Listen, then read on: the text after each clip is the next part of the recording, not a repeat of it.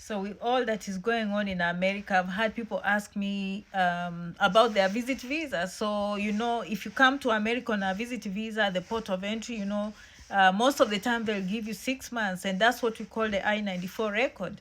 And sometimes people are afraid maybe to stay more than 3 4 months, maybe exit and then come back again, and they're always asking me, how long should I wait before I come back? And I don't think there's any correct answer or wrong answer, but I always tell people just make sense. But I'm thinking honestly, if you come here and you stay more than 3 4 months and then you exit and then in 1 week or 1 month you're back, you really have to have good reasons, because maybe you went to the embassy and said you're coming to America for only 3 days. Fine, they gave you 6 months. You ended up staying 4 months, and especially if you have a family at home, someone is wondering, how come you stayed 4 months? Did you care about your family, your spouse, your children? And how come you're coming right back? So some of those things you just have to make sense. By no means you haven't broken the law at all, but you really have to make sense. For example, you came alone, then you exited, now you're coming with the family again. That makes perfect sense, right? Or you just enjoy traveling and maybe you have enough visas on your passport to show that that's what you do all the time. But honestly, when you stay something like 4 or 5 months, you exit and then you stay another 6 months before you come back, that makes sense. But if you stay 4 5 months, almost 6 months, maybe you just exit when you have a week left and then you're right back within the same month or within less than 3 months. You just have to make sense, honestly. Don't think like, okay, but Janet, they gave me permission, I'm not breaking the law. Fine, yes, you did not break the law, but just try to make sense. Do not feel like you have to challenge their questioning. They have a reason why they're asking. Even you, now that you're listening to me, don't you think someone will want to know? And so if you don't make sense to them, they're going to question even more. Okay, what is an example of making sense? I've always said, let's say you came on a conference. You need to make sure the conference you're coming to attend, they're picking the calls. And let's say you're self-sponsored and they ask you, how are you going to pay? Honestly, you really need to have a plan. Okay, for Uber, I'll be using this much. For the hotel, it's going to cost me $120 per day.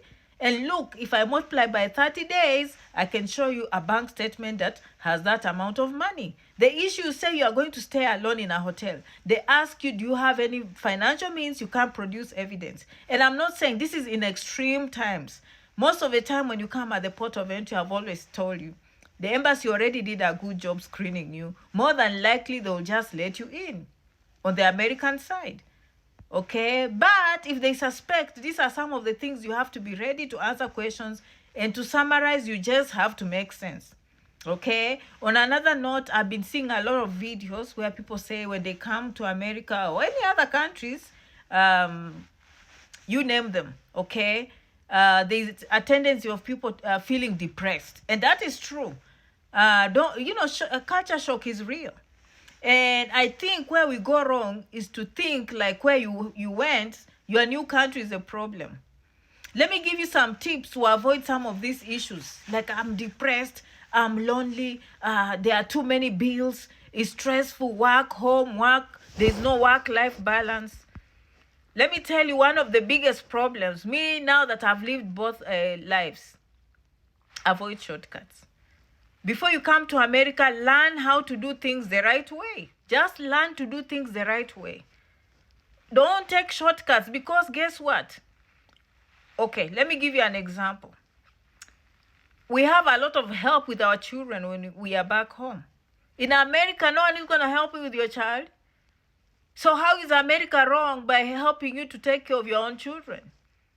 Oh, you just work. No, there's no helper. No, you are taking shortcuts. You need to know how to clean your house. You need to know how to change your kids' diapers. You need to know how to cook yourself.